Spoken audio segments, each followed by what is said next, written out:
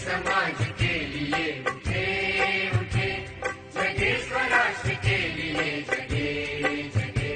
स्वयं सजे वसुंधरा सवार दे, स्वयं सजे वसुंधरा सवार दे।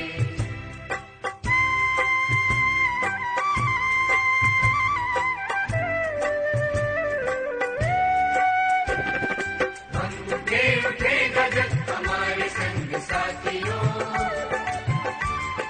हम बने तो सब बनेंगे अपने आप साथियों।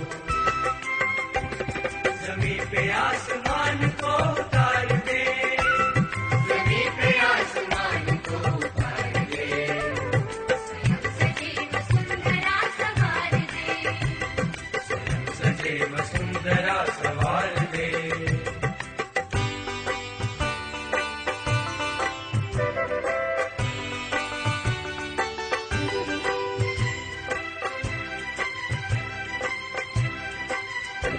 उदासियों को दूर कर खुशी को बांटते चले,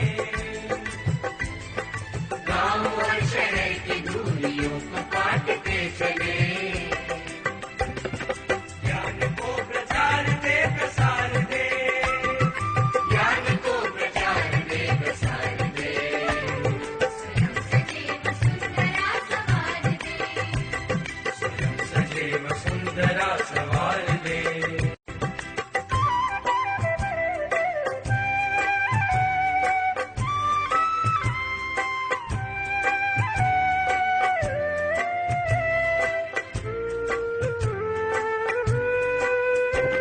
समर्थवान वृद्ध और नारियां रहे सदा, बड़े बड़े बलों की शान ओढ़ती रहे धरा। तरक्कियों की एक नई कतार दे, तरक्कियों की एक नई कतार दे। स्वयं सजे वसुंधरा सवार दे, स्वयं सजे वसुंधरा सवार दे।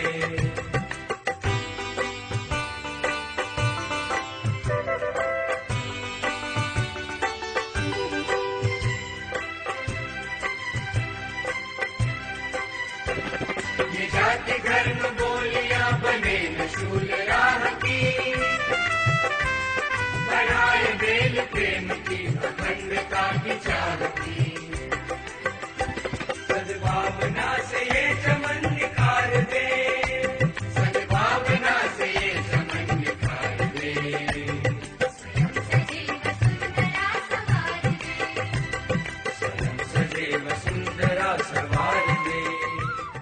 ओम शांति। किसी गांव में एक मेला था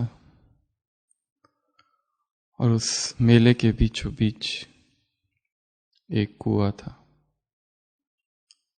हजारों लोग उस मेले में आए थे और अचानक एक व्यक्ति उस कुएं में गिर गया और नीचे से वो चिल्लाने लगा, बचाओ बचाओ, मुझे निकालो। एक धार्मिक व्यक्ति उस कुएं के पास से गुजर रहा था। उसने आवाज सुनी, नीचे से वो पुकार रहा था, बचाओ बचाओ।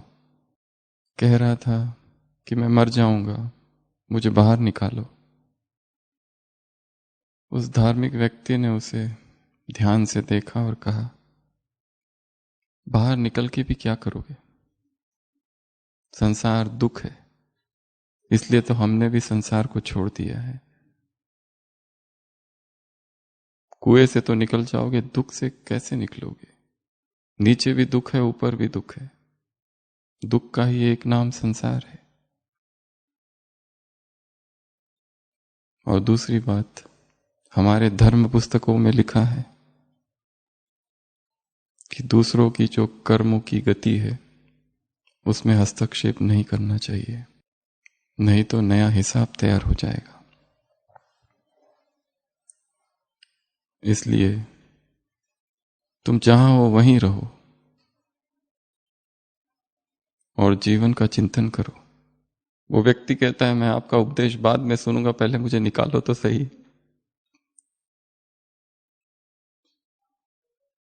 धार्मिक व्यक्ति कहता है यही तो स्वरूप बनने का समय है।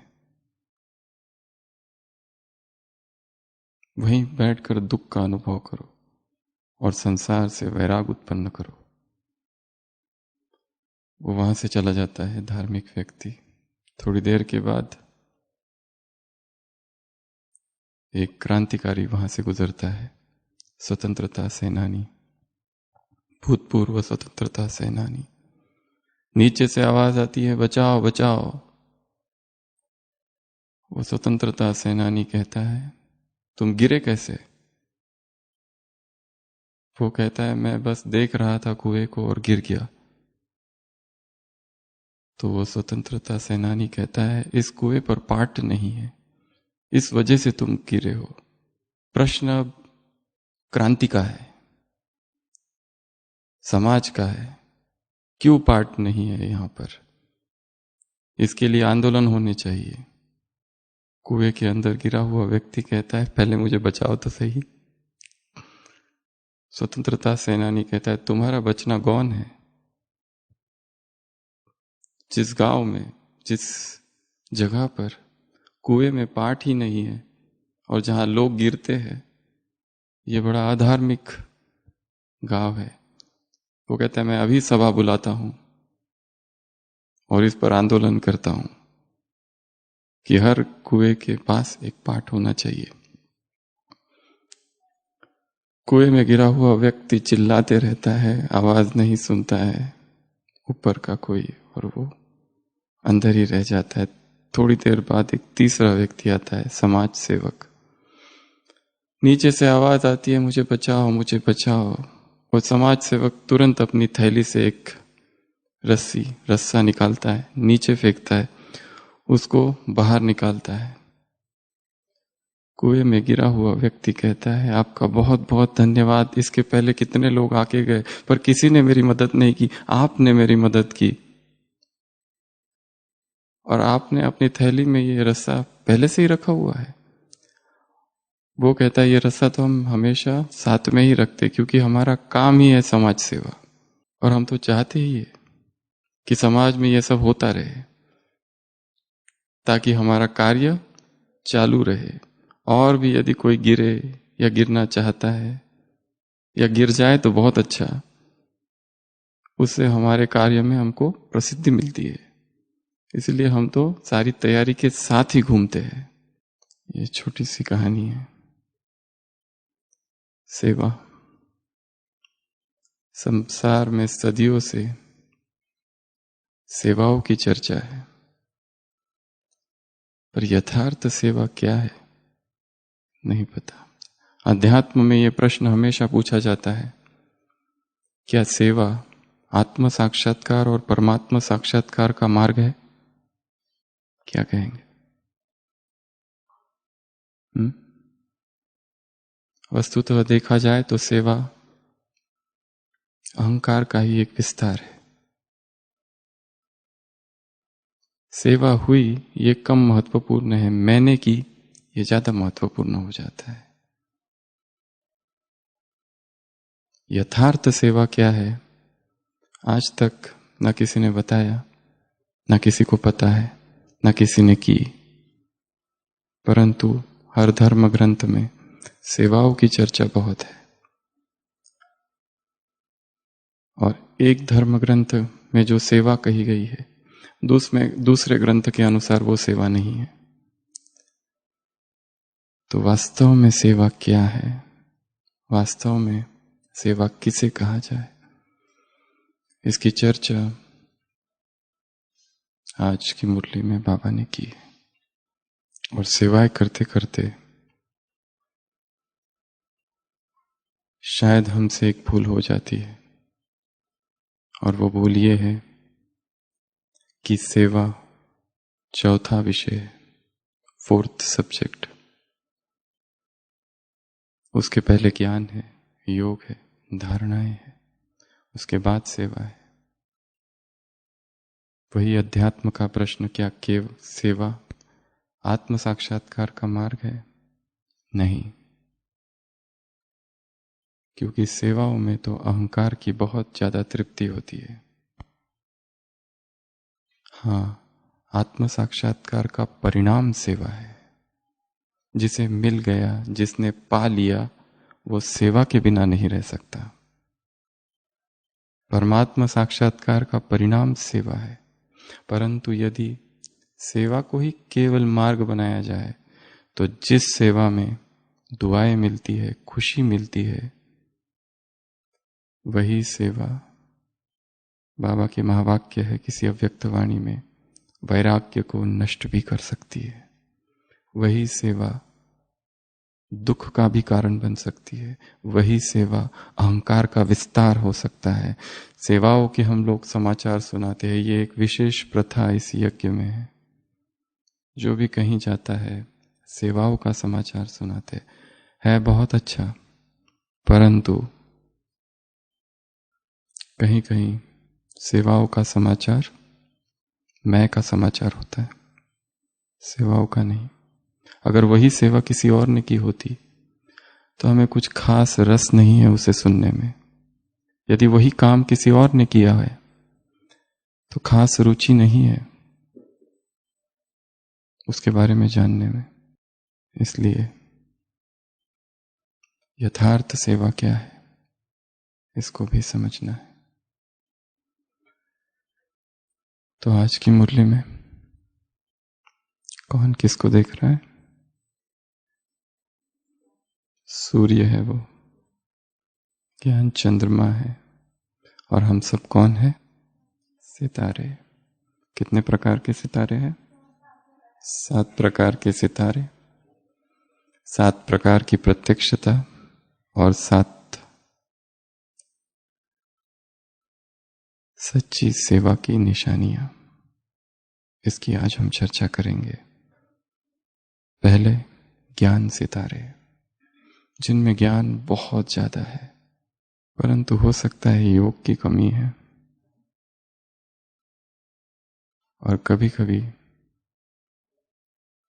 ज्ञान का अत्यधिक चिंतन, मनन, डिबेट और आर्गुमेंट की तरफ ले जाता है। क्योंकि उसमें फिर ये होता है कि मैंने जो सोचा और चिंतन किया वही सत्य है, और वो ज्ञान ही अहंकार का कारण बन जाता है। इसलिए किसी ने कहा है, the greatest enemy of knowledge is not ignorance. ज्ञान का सबसे बड़ा शत्रु अज्ञान नहीं है। क्या है? ज्ञान का भ्रम, इल्यूजन ऑफ नॉलेज। मैंने सब कुछ जान लिया है, मैंने सब समझ लिया है। The greatest enemy of knowledge is not ignorance but illusion of knowledge. मुझे सब पता है। ज्ञान की पराकाष्ठा हो जाना बहुत अच्छी बात है, परंतु वास्तविक ज्ञान व्यक्ति को विनम्र बनाता है। जो ज्ञान उसे अहंकार से भरता है वो ज्ञान है ही नहीं। दूसरा योग, योगी। दूसरे कौन से सितारे हैं? जो योग। परंतु योगी होना बहुत अच्छी बात है, परंतु योग करते करते फिर ऐसी अवस्था आ जाना कि सेवाओं में रस ही नहीं है, या सेवाओं के लिए कहा गया तो योग का बहाना देना, ये भी ठीक नहीं है। तीसरा धारणा वाले, जो स्वरूप है। चौथा सेवा। ये चारों में से श्रेष्ठ कौन है? हम्म?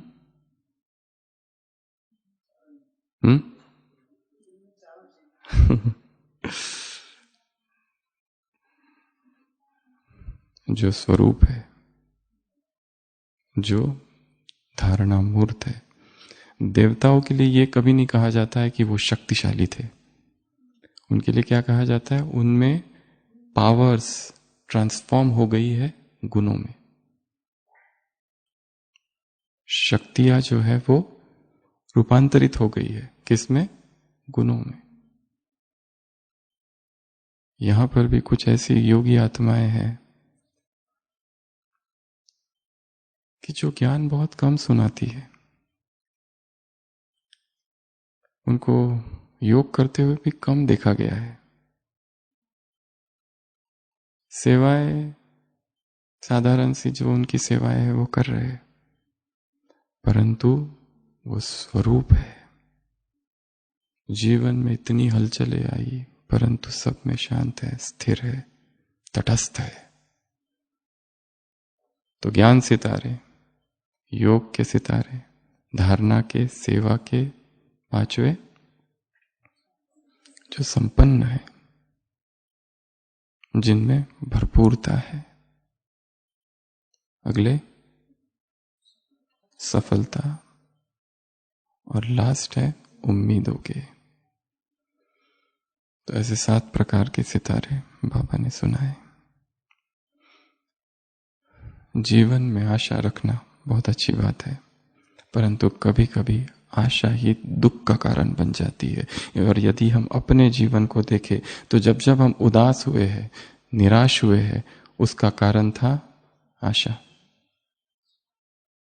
एक्सपेक्टेशंस। आशा के ऊपर बहुत सारी चीजें कही गई है, लोगों ने कही है, और आशा रखना बहुत अच्छी बात है, परंतु होपिंग अगेंस्ट द होप, जहां आशा होगी वहां ही निराशा होती है। इसलिए ड्रामा को भी यथार्थ रीति से समझना है। हम यदि अपने जीवन के चार्ट को देखें तो कब कब हम उदास हुए और क्यों हुए, तो पता चलेगा कारण क्या था? आशा, एक्सपेक्टेशंस, आकांक्षा, अपेक्षाएं दूसरों से, वो हमें सबसे अधिक दुख देता है। सीनियर्स, साथी और जूनियर्स, ये 3 कैटेगरीज है। अपने सीनियर्स से बहुत सारी अपेक्षाएं रखना कि वो हमारी स्तुति करेंगे, हमने बहुत अच्छी सेवा की, पर स्तुति तो दूर, कुछ और ही मिल गया। साथी हमें सहयोग देंगे, नहीं दिया। हमारे जूनियर्स, छोटे, हम सोचते हैं कि हमारी वो बात मानेंगे, नहीं मानी, दुखी। वो अत्यधिक आशा जो हमने रखी है। जीवन के प्रति आशावादी होना एक दूसरी बात है, परंतु परिस्थितियां, व्यक्ति, अत्यधिक आशा जब रखी जाती है तो हम दुखी हो जाते हैं। और दुखी होना अर्थात कहीं ना कहीं कोई ना कोई गलती हुई है जरूर। तो ज्ञान, और सबसे अच्छे कौन से हैं? जिनमें सब है। ज्ञान भी भरपूर है, योग भी है, धारणाएं भी है, और सेवाएं भी है, संपन्न है, सफलता है। सफलता को पहले ही देख लेना कि जो सेवा हम करेंगे उसमें सफलता है ही। और बाबा ने कहा इनमें बहुत अंतर है, नंबरवार है। उम्मीदों वाले जो सितारे हैं वो कभी मोहब्बत में है तो कभी मेहनत में। तो ये 7 प्रकार के सितारे हैं। और सितारों का प्रभाव किस पर पड़ता है? मनुष्यों पर और प्रकृति पर। तो एक समय आएगा, प्रत्यक्षता होगी। 2 रूप बाबा ने बताए हैं प्रत्यक्षता के हमारे। कौन कौन से? एक तो ज्योति और दूसरा फरिश्ता। 5 और है। विश्व की आत्माओं को प्रत्यक्षता होगी, विश्व में प्रत्यक्षता होगी। सबसे पहले हमारे कौन से रूप दिखेंगे? एक तो ज्योति स्वरूप, एक फरिश्ता रूप, तीसरा पूज्य रूप। जो भगत है उनको साक्षात्कार किसके द्वारा होगा? हमारे द्वारा। चौथा पूर्वज आधार मूर्त, उद्धार मूर्त। किसी मुरली में बाबा ने कहा है संसार की आत्माओं को तुम्हारा ये रूप प्रत्यक्ष होगा। जो दुखी है, जो उदास है, जो पुकार रही है, उनके सामने एक दिन तुम प्रत्यक्ष होंगे। यही आधार मूर्त है, यही पूर्वज आत्मा है हमारी। यही ईश्वरीय संतान है, ईश्वरीय औलाद है। यह चौथा। पांचवी प्रत्यक्षता भगवान की। सभी को यह पता चल जाएगा कि वो आया है। स्वयं भगवान की प्रत्यक्षता धरती पर होगी, पर समय नहीं होगा उसको पूरा याद करने का, समय नहीं होगा उसको पूरा जानने का, समझने का। केवल थोड़ा थोड़ा संदेश सुन लेंगे और चली जाएगी आत्माएं। धर्म स्थापकों को संदेश मिलेगा, थोड़ा थोड़ा संदेश मिलेगा, और फिर अपने अपने समय में आकर धर्मों की स्थापना करेंगे। छठवीं प्रत्यक्षता होगी मधुबन की, परमात्मा अवतरण भूमि की, कि यही वो स्थान है जहां भगवान के कदम पड़े थे, जहां हम रहते हैं। यही वो स्थान है जहां स्वयं भगवान आए थे कभी। और सातवीं प्रत्यक्षता आत्माओं को अपने ही स्वरूप की प्रत्यक्षताएं होगी। उन्हें ये पता चलेगा कि वो खुद कौन है। कुछ साक्षात्कार ब्राह्मण आत्माओं को अपने होंगे, सजाओं के, सतयुग के। तो ऐसी प्रत्यक्षता होनी है संसार में। उसके लिए बाबा ने कहा इस वर्ष को फरिश्ता स्वरूप वर्ष मनाओ। वो सारी चीजें जो देह से हमें ज्यादा जोड़ती है उनसे ऊपर रहना है। वो सारी चीजें जो देह भान में लाती है उनसे ऊपर। तो ऐसे ये 7 प्रकार के सितारे थे और 7 प्रकार की प्रत्यक्षता। अभी जो मुख्य मुरली है उसकी चर्चा करेंगे। सेवा। एक चार्ट दिया है बाबा ने आज की मुरली में, जो हमें रोज रात को चेक करना है कि हमने आज सारे दिन भर जो किया उसमें ये सारी बातें थी। अगर ये है तो सेवा, अगर ये नहीं है तो सेवा नहीं। वैसे आज कौन सा दिन है? दशहरा। सदियों से राम कथाएं सुनाई जा रही है, सदियों से राम लीलाएं हो रही है, और जो चीजें बार बार देखी जाती है और सुनी जाती है उसमें रस कम हो जाता है। इसलिए क्या चाहिए? कुछ तो नयापन चाहिए। वैसा ही सिद्धांत मुरली के लिए भी लागू होता है। अगर वही वही चीजें रोज रोज सुनी जाए और वही वही चीजें रोज रोज देखी जाए तो चिंतन बंद हो जाता है। इसलिए रामलीला में जब लोग जाते हैं तो दरी भी साथ लेके जाते हैं। किस लिए? सोने के लिए। जैसे रामलीला चालू होती बच्चे सो जाते और खुद भी झपकी लेने लगते हैं, क्योंकि वही राम, वही सीता, वही हनुमान जी, और वही हनुमान जी चले पहाड़ लेकर। वही वही वही वही पुनरुक्ति हो रही है, कुछ नया है ही नहीं। इसलिए मुरली में ऐसा कुछ ढूंढना है कि जिससे नवीनता आ जाए, चेतना जाग जाए।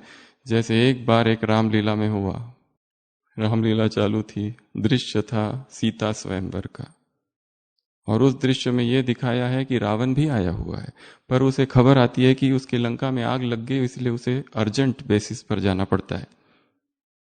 नहीं तो धनुष तो उसी को तोड़ना था, क्योंकि वो शिव का भक्त था। क्या कुछ नहीं दिया था शिव को, अपना एक एक मुख तोड़ तोड़ कर, काट काट कर शिव को दिया था, और शिव का धनुष तो वो तोड़ ही देता। रामायण तो वही खलास, पर उसको अर्जेंट भेजना पड़ा था, ऐसा कहानियों में है। परंतु ये जो रामलीला थी, इसका जो पात्र था रावण, कई समय से रामलीला कर रहा था पर उसकी पेमेंट नहीं हुई थी। उसने कहा आज मैं रामलीला को खत्म ही कर दूंगा, देखता हूं, मैं तोड़ूंगा शिव का धनुष। और जो शिव का धनुष था वो भी बांस की पुंगरी। वो गया,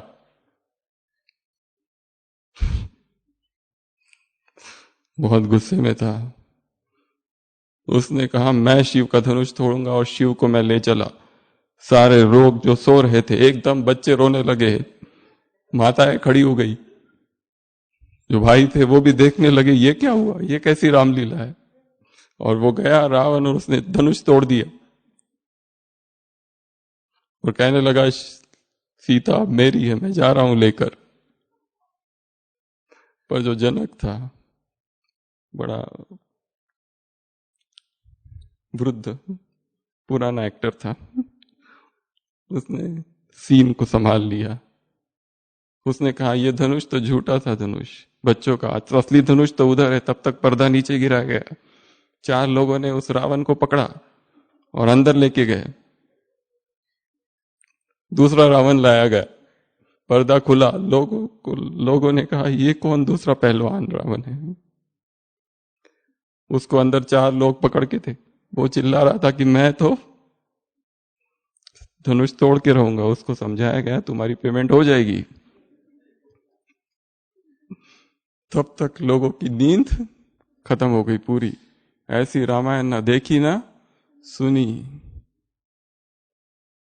तो ऐसा कुछ जब होता है तब क्या होता है, जागृति आती है। कुछ तो नया होना चाहिए तो जागृति आती है। देखने का दृष्टिकोण कुछ और हो जाए, वही शब्द वही बातें वही वही वही। बाप आए हैं तुम्हें पतित से पावन बनाने, तुम्हें घर चलना है, दिव्य गुण धारण करने, विनाश सामने खड़ा है, तुम्हें सेवा भी करनी है। सतयुग में ड्रेस ऐसी होगी, वहां वैसा होगी। यह है पुरानी दुनिया, इससे तुम्हें वैराग। देह सहित देह के सर्व संबंधों को छोड़ मुझ एक बाप को याद करो। सारा मदार याद पर है, सारा मदार पुरुषार्थ पर है, परंतु नंबरवार पुरुषार्थ अनुसार। काम महाशत्रु है, आदि मध्य अंत दुख देता है। क्रोध भी कम नहीं है। सुना है सुना है सुना है, और सुन सुन के सुन। मुरली कब चालू होती है कब मुरली पूरी होती है पता ही नहीं चलता है। क्योंकि वही तो था सब। विकर्म तुम्हें नहीं करने, ये रावण राज्य है, पुराना राज्य है, पतित राज्य है। बाप आए तुम्हें पावन बनाने। अब दिव्य गुण धारण करो। और जब मीठे मीठे तभी एकदम से जाग आता है, एकदम जागृति आती है। सबसे पहली बात, सेवाधारी के 7 लक्षण। ये एक ऐसी मुरली है कि जिसको रोज सोते समय ये पॉइंट्स लिख के अपने मन में चेकिंग करनी है कि आज मैंने जो कुछ किया उसमें ये सारी बातें थी क्या। पहला, शुभ भावना शुभ कामना। इसके विरोध में है दुर्भाव और दुर्भावनाएं। कहीं दूर भूकंप हुआ, हम क्या करते हैं, बैठकर सकाश देते हैं। पर हमारे बाजू वाला है, उसके मन में ही भूकंप चल रहा है, उसके लिए कोई सकाश नहीं है। क्या वास्तव में हर आत्मा के लिए शुभ भावना है? बहुत बड़ा पुरुषार्थ है, विशेषतः उनके लिए जिनके प्रति हमारे मन में सम्मान कम है। मगर हम ऐसी एक लिस्ट बनाए कि ये आत्माएं कि जिनके लिए सम्मान कम है, तो लंबी लिस्ट बन सकती है। क्यों? क्योंकि इन्होंने ऐसा कुछ कुछ किया है हमेशा जो हमें पसंद नहीं था। उदार चरिता नाम तो वसुधैव कुटुंबकम। ये हार्ट बहुत छोटा है हमारा, हम बहुत छोटे हैं, ऐसा लगता है कई बार। कैसे इसको बढ़ाए, एक्सपांड करे। किसी एक व्यक्ति में हमारा मोह है, ये मोह सार्वजनिक कैसे हो जाए। सार्वजनिक मोह अर्थात सार्वभौम प्रेम, जो प्रेम एक से है वो सबसे हो जाए। बड़ा पुरुषार्थ है। तो सबसे पहला शुभ भावना शुभ कामना, पहला गुण। दूसरा, लोगों की हमसे जो भावनाएं हैं, एक्सपेक्टेशंस है 5 चीजों के लिए, वो फुलफिल करना, अर्थात बाबा के शब्दों में उनकी भावना का उन्हें फल देना। क्या क्या भावनाएं रखते हैं वो? रूहानी स्नेह, खुशी, उमंग, उत्साह, शक्तियों का सहयोग और शक्तियों की प्राप्ति। ये 5 चीजें वो हमसे एक्सपेक्ट करते हैं कि हमने उन्हें दी। कितने हमारे संपर्क में आए, उनको हमने खुशी दी। जरूरी नहीं है कि एक एक को पकड़ पकड़ के हम ज्ञान ही सुनाएं, बिल्कुल आवश्यकता नहीं है। हमारे वाइब्रेशंस भी तो काम करते हैं। हमने किसी को शायद कुछ भी ना बोला हो, कुछ भी ना सिखाया हो, पर हमने सबसे ज्यादा उन्हीं से सीखा है जिन्होंने डायरेक्ट हमको कभी नहीं सिखाया, कभी कोई शिक्षाएं नहीं दी। उपदेश, उप शब्द अर्थात नजदीक। महावीर ने शब्द का प्रयोग किया है उपदेश। मैं कोई शिक्षा नहीं दे रहा हूं, उपदेश अर्थात मेरे समीप बैठो और देखो, बस। मैं कुछ नहीं कह रहा हूं, कुछ बोल नहीं रहा हूं, देखो खाली। और यदि हम अपने जीवन को देखें तो हमने सबसे अधिक उन्हीं से सीखा है जिनसे शायद हमने कभी बात भी नहीं की, दूर से रोज देखा है उनको, और वो हमारे प्रेरणा थे। ऐसी बहुत सी सूक्ष्म गुप्त आत्माएं हैं जो हमें रोज सिखाती है, उनकी धारणाएं सिखाती है, उनकी प्यूरिटी सिखाती है, उनका निष्कलंक निष्पाप जीवन सिखाता है। तो क्या देना है दूसरों को? वो उमंग उत्साह, वो चाहते हैं कि हमसे उमंग उत्साह उनको मिले, वो देना। खुशी, शक्तियों की प्राप्ति और शक्तियों का सहयोग। 5 बातें। रूहानी स्नेह, संसार में जिस्मानी स्नेह है, संसार में स्वार्थ भरा स्नेह है। निस्वार्थ स्नेह केवल हम ही दे सकते हैं। तो ये दूसरा। तीसरा, ये बहुत महत्वपूर्ण है, प्राप्ति का मेवा। इसकी क्या कराना? अनुभूति कराना। और सेवा क्या नहीं है उसकी परिभाषा दी है बाबा ने। 4 चीजें सेवा नहीं है। कौन कौन सी? सेंटर खोल दिया। अव्यक्त महावाक्य है बाबा के, 20 सेंटर खोले हुए हैं पर सारे हिल रहे हैं, तो क्या इसको सेवा कहेंगे? कोर्स करा दिया हमने, कोर्स कराया। कोर्स कराना महत्वपूर्ण नहीं रहा, अब मैंने कराया, ये मेरा स्टूडेंट है। ग्रुप को समझाना, भाषण देना। हमने भाषण कैसा दिया? बहुत ही अच्छा, बहुत ही बढ़िया। बाबा ने कहा इसमें सेवा भाव कहाँ है? सेवा भाव तो खो गया। और हम जो कुछ कर रहे हैं वो सब क्या है? कौन करा रहा है? हमारी अपनी शक्ति है। अगर वो शक्ति हमसे कोई ले ले तो हम गिर पड़ेंगे। अपने आप हो रहे सारी सेवाएं संगम पर। इसलिए कैसा अहंकार, कैसा अभिमान, मैं ये करता हूं, मैं वो करता हूं, मैंने ये किया, मैंने वो किया। हमने क्या किया? अगर हम दादियों को देखें तो उनकी सेवाओं के आगे हमारी सेवाएं क्या है? धूल छाई। कुछ भी तो नहीं किया। कितना कुछ करना था। अगर जगदीश भाई जी जाते जाते ये बोल कर गए कि जितना मुझे करना था मैंने नहीं किया, बाप को मैं प्रत्यक्ष नहीं कर पाया, तो उस आत्मा के सामने हमारी सेवाएं क्या है? तो बाबा ने कहा इसमें सेवा भाव अगर नहीं है तो ये सेवाएं नहीं है। सेवाएं क्या है ये समझने से ज्यादा ये समझना भी जरूरी है कि सेवा क्या नहीं है।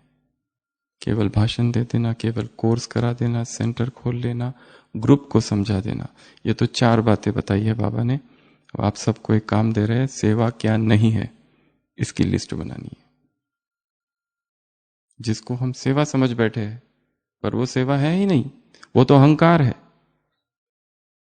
वो तो सेवा है ही नहीं। वो तो हमारा एक नैसर्गिक हम में गुण था, उसको हमने काम में लगा दिया, बस। अब उस गुण पर ही हम कुंडली मारकर बैठे हुए। ये मुझे आता है, मेरी राय। अगर मेरी बात नहीं सुनते तो जाओ, मैं जा रहा हूं, देखता हूं मेरे बिना कैसे करते हो सेवा। उस गुण ने, उस विशेषता ने, उस ईश्वर प्रदत्त विशेषता, स्पेशलिटी ने अगर अहंकार को जन्म दिया है, तो ऐसी सेवाएं बाबा को नहीं चाहिए। ये बहुत बहुत सूक्ष्म चेकिंग है। और जिस फील्ड में हम रहते हैं, जो प्रोफेशन में हम रहते हैं, सबसे ज्यादा अहंकार उसका होता है। उसमें अगर कोई जरा भी कुछ कहे तो अहंकार एकदम से जागृत हो जाता है।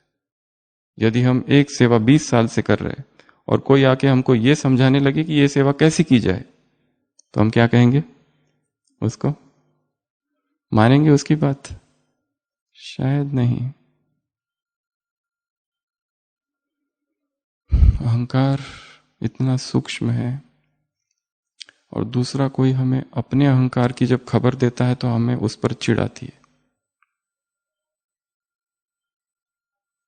और मजबूत होता है। कैसे पकड़े अपने अहंकार को? केवल ये ज्ञान कि मुझ में अहंकार है इतना भी पर्याप्त है। धीरे धीरे ये भाव ही अहंकार से मुक्त करेगा। पहले इतना तो पता हो जाए कि मुझ में इस बात के बारे में अहंकार है। कोई चित्र निकालता है, उसको उसके बारे में अहंकार है। किसी में कोई विशेष गुण है, वो सूक्ष्म अहंकार उसके अंदर इतना सूक्ष्म में बैठा हुआ है। एक कॉम्पिटिटिव एटीट्यूड है। वो नहीं चाहता कि उसके आगे कोई जाए। कोई नया आ जाता है उस डिपार्टमेंट में, बेचैनी होती है, अब मेरा क्या होगा?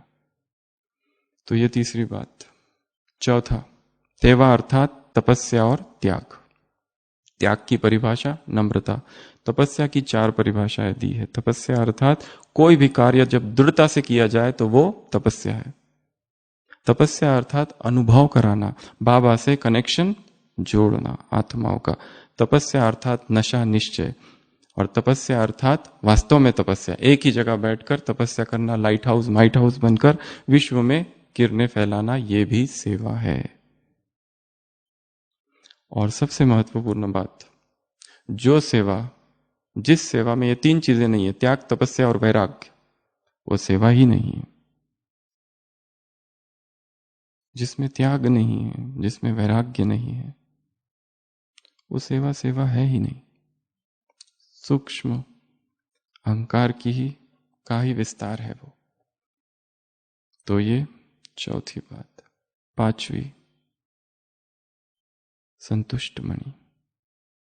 सेवाधारी अर्थात संतुष्ट मणि, वो सेवा जिसमें खुद भी डिस्टर्ब है और दूसरों को भी हमने डिस्टर्ब कर रखा है। ऐसी सेवा का क्या करना है? छोड़ दो। छोड़ के क्या करेंगे? बाबा ने कहा इससे बोझ चढ़ता है। एकांतवासी बनो और चिंतन करो ऐसा क्यों हो रहा है, वो कौन सी चीज है। क्योंकि सेवा एक ऐसा फील्ड है कि जहां हम दूसरों के संपर्क में आते हैं और वहां संस्कारों का टकराव होता है। अहंकार अहंकार से टकराता है। और यहां पे फिर से 3 कैटेगरीज है। एक तो हमारे सीनियर्स, साथी और जूनियर्स। ये 3 से ही हमारा सबसे ज्यादा टकराव होता है। और सबसे ज्यादा किससे? जो ऊपर है उससे। साथियों से कम और उसके नीचे वालों से भी कम। विचारों का टकराव, मतों का टकराव। और कई बार टकराव का कारण होता है हमें दिख रहा है ये अन्याय है और ये पक्षपात कर रहे हैं, तो क्या करेंगे? हमें दिख रहा है और वो हमें डिस्टर्ब कर रहा है, ये सेवा में खुशी है ही नहीं। यहां दिख रहा है, यहां पक्षपात हो रहा है और यहां पर अन्याय हो रहा है, तब क्या करेंगे? क्या किया जाए?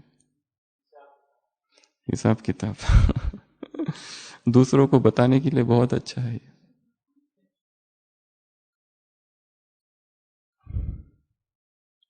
अपनी साक्षी स्थिति को बढ़ाना है। कैसे ये सारे खेल को हम देखें। जैसे पहले भी कहा था, बताया था, रामलीला हो रही है। लक्ष्मण को बहुत गुस्सा है रावण पर। इतना ज्यादा गुस्सा है, इतना ज्यादा गुस्सा है कि क्या कर दूं, रावण अगर मिल जाए तो मार दूं। पर रामलीला के बाद दोनों पीछे बैठ के चाय पी रहे हैं। क्योंकि वो खेल कर रहे हैं। इस ड्रामा में यदि कोई विघ्न उत्पन्न करने वाला ही नहीं हो जीवन में, सब कुछ शांति से ही चालू हो, सोचो 5000 साल सतयुग ही चले तो कोई मजा ही नहीं, कोई क्लाइमैक्स ही नहीं। ऐसी मूवी में कौन जाएगा जिसमें कुछ एक्शन थ्रिल कुछ भी नहीं है? कुछ तो होना चाहिए, कोई विघ्न आ जाए। और जितने अधिक विघ्न उतने हम परिपक्व होते जाएंगे, शक्तिशाली होते जाएंगे, पावरफुल होते जाएंगे। इसलिए आने दो जितने आ रहे हैं। तो खेल देखना है, ये खेल हो रहा है, ठीक है, उनको वही पार्ट मिला हुआ है। कभी दादी ने छोटी बहनों को कहा था, दुखी थी बेचारी, कहा था बड़ों की मां बनकर पालना करो, सूक्ष्म में मन ही मन मां समझो अपने आप को। अगर ऐसा कुछ लगता है तो हाँ, इसके ऊपर एक पूरी कौन सी मुरली है मुझे पता नहीं, पर एक मुरली है जिसमें बाबा ने इंचार्जेस के ऊपर मुरली चलाई है। जो जूनियर्स कह रहे हैं कि हमारा इंचार्ज ऐसा है, हमारा इंचार्ज वैसा है, उसमें बाबा ने कहा है तो क्या बाप ना समझ है कि उसको इंचार्ज की पोस्ट पर रखा है, उसको निमित्त बनाया है। और दूसरी बात, हम जो देख रहे हैं अन्याय और पक्षपात, ये एक ही दृष्टिकोण है। संगम पर इतने जन्मों के इतने हिसाबों का सब सेटलमेंट हो रहा है। कहां किसने क्या किया है हमें कुछ पता नहीं है। इसलिए हमारी दृष्टिकोण से जो अन्याय है शायद वही न्याय है। और ये ड्रामा में अन्याय हो सकता है क्या? हो ही नहीं सकता। इसलिए ड्रामा इज जस्ट, न्यायकारी है ड्रामा। तो पांचवा, संतुष्ट मणि। संतुष्ट मणु बनो और संतुष्टता की किरणें फैलाओ। और संतुष्टता स्वभाव से संबंधित है, बाहर की वस्तुओं से इसका कोई संबंध नहीं है। इसके पहले भी सुनाया था, 2 फकीर 6 मास के बाद घूम घाम कर अपने गांव पहुंचते हैं और देखते हैं उनकी झोपड़ी टूट चुकी है। दिन भर में तूफान आया है और झोपड़ी टूट गई, कुछ भी नहीं रहा। एक फकीर इतना दुखी होता है, इतना दुखी होता है, कहता है हे प्रभु, हे परमात्मा, हम तेरा गुणगान करते हैं, तेरी महिमा गाते हैं, लोगों को तेरा संदेश सुनाते, और तू ऐसा। यहां पापियों के घर देखो कितने बड़े खड़े हैं सब, एक का भी नहीं गिरा, और हमारी झोपड़ी गिरा दी तूने। दूसरा तब तक नीचे झुका हुआ है घुटनों पर और धन्यवाद दे रहा है भगवान को। वो देखता है, कहते तुम्हें क्या हो गया? वो कहता है मैं धन्यवाद इसलिए दे रहा हूं कि इतना बड़ा तूफान आया, वो चाहता था तो पूरी झोपड़ी उड़ा सकता था, खत्म कर सकता था, फिर भी इतना तो बचा। और सबसे महत्वपूर्ण बात तो तब हुई जब दोनों रात में सोए। एक को तो नींद ही नहीं आ रही थी, कंप्लेंट से भरा हुआ माइंड कैसे सोएगा? शिकायत से भरा हुआ मन है, ये ठीक नहीं है, वो ठीक नहीं है, ये भी ठीक नहीं है, वो भी ठीक नहीं है, यहां कुछ भी ठीक नहीं है, कहने को ब्राह्मण मात्र है बस, ठीक तो यहां कुछ भी नहीं लग रहा है। कंप्लेंट है, शिकायत ही शिकायत है, फरियादे है। दूसरा, अचानक से आधी रात को उठता है और भगवान को फिर धन्यवाद देता है कि ये नजारा तुमने आज तक हमसे छिपा के रखा, ऐसी चांदनी रात। हमेशा तो छत के अंदर सोते हैं, आज डायरेक्ट तारामंडल तारामंडल दिखाई दे रहा है। प्रभु तेरा बहुत बहुत धन्यवाद। उसी तरह एक दूसरी सूफी संत हुई थी कभी, राबिया, बूढ़ी औरत थी, वो एक गांव में घुसी, पर लोग जो उस गांव के थे उसकी बातों को न सुनने वाले थे। वो समझते थे ये मुस्लिम है, हम इसकी बातों को नहीं मानेंगे, हम इसके धर्म को नहीं मानते। किसी ने उसको रात में सहारा नहीं दिया। कहां जाएगी वो अंधेरी रात? वो गई बेचारी जंगल में, बैठी और सोने की कोशिश करने लगी। अचानक चांदनी रात में उसका ध्यान गया, इतने सुंदर सितारे, और वो दृश्य देख कर ही जैसे ध्यान में चली गई। उस खुदा, उस अल्लाह, उस परवरदिगार की याद में खो गई। और फिर आधी रात के उठकर भाग कर आई उसी गांव में, और एक एक दरवाजे पर खटखट करके बताने लगी कि धन्यवाद जो तुमने मुझे स्थान नहीं दिया, आने की अनुमति नहीं दी अपने घर में, नहीं तो ये दृश्य आज जो मैंने देखा नहीं देख पाती। तो जीवन में जो कुछ हो रहा है, turn it to your advantage, milk it, उसका फायदा उठा लो। हर चीज जो हो रही है, हर चीज, हर दृश्य, हर वाक्य, जो कुछ हो रहा है, कुछ ना कुछ उसमें रहस्य छिपा हुआ है। जो लोग क्वारंटीन में थे, कईयों के बहुत सुंदर अनुभव है, तो कईयों के दुख भरे अनुभव है। कई लोग इतने दुखी हो गए, इतने दुखी हो गए कि बात मत पूछो। ओपीडी में आके अभी जो पीरियड चल रहा है वो है post Covid recovery period. Post Covid OPD चालू है अभी। कोविड हो गया, सब कुछ हो गया, अभी आ रहे हैं, अभी दूसरी दूसरी कंप्लेंट्स है, साइकोलॉजिकल उदासी है। वो जो लोगों ने व्यवहार किया हमारे साथ अछूत, वो इतना अंदर घुस गया कि दुखी है।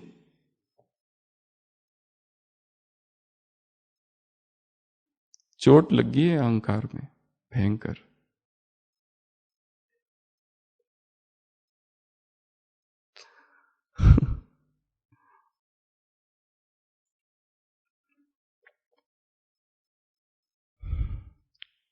और कुछ कुछ आत्माओं ने उन 14 दिनों में, 17 दिनों में बहुत अच्छा पुरुषार्थ किया, अव्यक्त मूल्यों का चिंतन किया, मनन किया। एक भी कंप्लेंट नहीं, ना पहले कंप्लेंट थी ना बाद में कंप्लेंट थी। वो पूरा पीरियड उनका तपस्या में बीता। ऐसी बहुत सी आत्माएं हैं, और कहते अच्छा हुआ, हो गया। और कुछ कुछ तो ऐसे, हमको क्यों नहीं हुआ, हो जाए तो बिल्कुल संपन्न बन जाएंगे। और कोई कोई कंप्लेंट इतनी भरी है, इतनी भरी है कि हर चीज के बारे में कंप्लेंट। हमें तो एक छींक भी नहीं आई, ये रिपोर्ट ही गलत है। जो भी हो रहा है उसमें रहस्य है कुछ ना कुछ। उस रहस्य को पकड़ लेना, जान लेना, स्वीकार कर लेना। जो जितना जल्दी परिस्थितियों को स्वीकार करता है वो स्थिर हो जाता है, जो जितना टाइम लगाता है वो उतना दुखी रहता है। तो ये थी 5वीं बात। 6वीं बात, समाना, सहन करना, रहम दिल। क्या कहा बाबा ने? दूसरों की कमजोरियों को क्या कर देना है? समा लेना है अपने अंदर। जैसे हमारा कोई लौकिक भाई या बहन है, हम उसकी कमजोरी दूसरों के सामने नहीं बताते, पर ये भी ईश्वरीय परिवार के भाई बहनों की कमजोरियों की हम ढोल बजा बजा कर चर्चाएं करते हैं। अगर वही हमारा लौकिक भाई होता तो क्या हम वैसी चर्चा करते? शायद नहीं। तो क्या करें, आंखें बंद कर ले कमियां जब देखते हैं तो? नहीं। जब किसी में कमी दिखे, कमी तो है, हमें अपने आप को देखना है, कहीं ऐसी ही कमी मुझ में तो नहीं। कोई बैठ के टाइम वेस्ट कर रहे हैं, कहीं मैं तो ऐसा नहीं करता। कोई परचिंतन कर रहा है, व्यर्थ की बातें कर रहा है, किसी की निंदा, किसी की ग्लानि, किसी के पीठ पीछे कुछ कहना। सत्य किसी को ही पता नहीं, हवा में बातें जो हो रही है बस वो। क्या हमें वास्तव में पता है किसके बारे में कुछ? पति पत्नी दोनों एक साथ रहते हैं 60 साल, फिर भी अगर पूछा जाए दोनों में से क्या तुम उसको जानते हो? नहीं जानते। हम दूसरों के बारे में क्या जानते हैं? कुछ भी नहीं। समा लेना जैसे सागर, सहन करना। किसको सहन करना? किसको? विरोधी रावण भी हो तो भी सहन कर लेना, उससे भी तेज।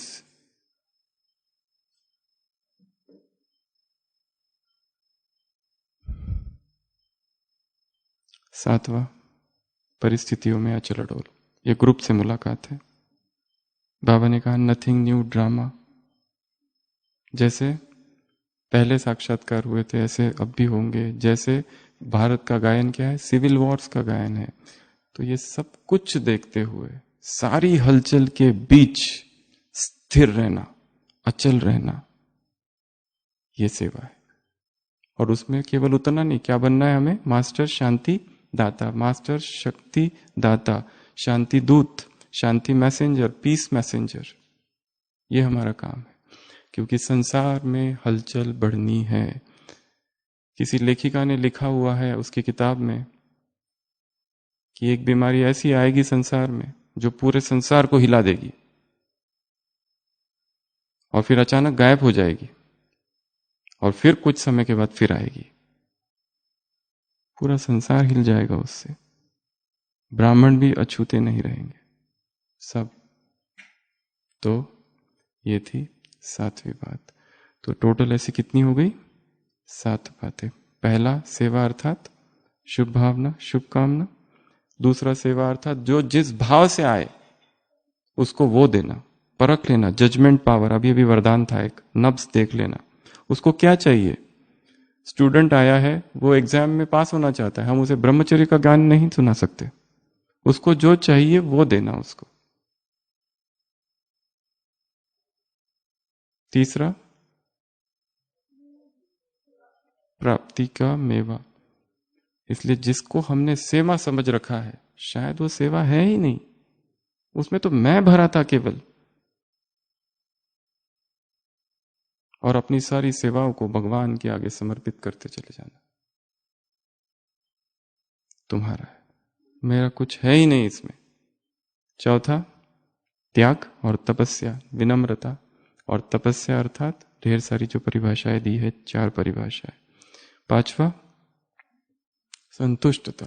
हर परिस्थिति में ये जो कुछ हो रहा है मेरे साथ, दूसरा कोई कुछ नहीं कर रहा है, ये मेरा ही हिसाब है। आई अलोन एम रिस्पॉन्सिबल। अकाउंटेबिलिटी अपने कंधों पर रखनी है, मेरे ही वजह से हो रहा है, कोई का इसमें कोई हाथ नहीं है। अगला समा लेना, सहन कर लेना, रहमबंद दिल धारण करना। और 7वां कोई भी परिस्थिति हो, कैसी भी परिस्थिति हो, सभी परिस्थितियों में अचल अडोल शांति दूत। और जिनको शांति दूत बनना है वो स्वयं कितने शांत होने चाहिए अंदर से। कौन सी बातें अशांत करती है? जरूर कोई व्यक्ति होगा, कोई वायुमंडल, कोई परिस्थिति, कोई विकार, कोई संस्कार, कुछ तो है जो अशांत करता है। उसकी स्टडी करनी है। बाबा ने इस मूल्य में बहुत अच्छी बात कही, एकांतवासी बनो, एकांत में चले जाओ। जैसे भक्त कोठरी बनाते हैं उसमें रहते हैं, ऐसे। कैसे? ऐसे एकांतवासी बच्चों को, ऐसे ज्ञान सितारों को, ऐसे प्राप्ति संपन्न आत्माओं को, ऐसे रहमदिल आत्माओं को, ऐसे शुभ भावना शुभकामना संपन्न आत्माओं को, ऐसे त्याग तपस्वी, त्याग तपस्या सेवा सेवाधारी आत्माओं को, ऐसे बाप समान बच्चों को, ऐसे विघ्न विनाशक की सेरेमनी मनाने वाली आत्माओं को, ऐसे नष्टो महास्मृति लब्धा वाली आत्माओं को, ऐसे संतुष्ट मणि आत्माओं को, ऐसे अचल अडोल रहने वाली आत्माओं को, ऐसे धरती पर आत्माओं पर, प्रकृति पर अपना प्रभाव डालने वाली आत्माओं को, ऐसे फरिश्ता स्वरूप आत्माओं को, ऐसे ज्योति और प्रकाश, ज्योति और फरिश्ते का साक्षात्कार कराने वाली आत्माओं को, ऐसे शांति दूत, शांति दूत, शांति का संदेश देने वाली आत्माओं को, शांति दाता आत्माओं को, शक्ति दाता आत्माओं को, ऐसे अनुभव की अथॉरिटी आत्माओं को, ऐसे स्व परिवर्तन, एकांतवास में जाकर स्व परिवर्तन करने वाली आत्माओं को, ऐसे स्वराज्य अधिकारी आत्माओं को, जिनके ड्रेस कौन उठा रहा है पीछे से, 5 विकार और 5 तत्व, ऐसे साक्षी दृष्ट आत्माओं को बाप दादा का याद प्यार, गुड नाइट और नमस्ते। हम रूहानी बच्चों की, रूहानी बाप दादा को याद प्यार, गुड इवनिंग, गुड नाइट और नमस्ते। बाबा ने कहा ये डायमंड मॉर्निंग है, पूरा संगम युग क्या है? डायमंड है, तो तुम भी डायमंड बन जाओ। पर इसका उल्टा अर्थ नहीं लेना, जब हम उठेंगे तब अमृत पेला। अच्छा, ओम शांति।